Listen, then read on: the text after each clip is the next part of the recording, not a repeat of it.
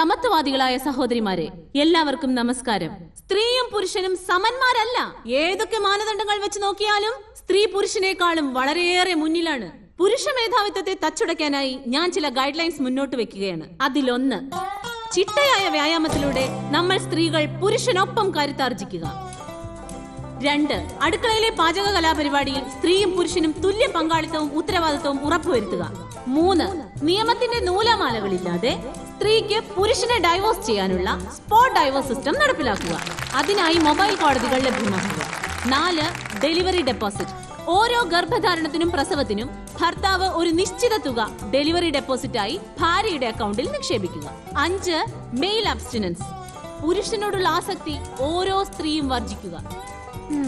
ഇതൊക്കെ വല്ല നടപ്പുവശമുള്ള കാര്യമാണോ? തള്ളെ ആരെങ്കിലും പറഞ്ഞ് പറ്റിച്ചു കാണും. പുരുഷന്മാർ നിങ്ങളുടെ കാൽ ചുവട്ടിലെ വെറും കൃമി മാത്രം. ജയ് നാരി.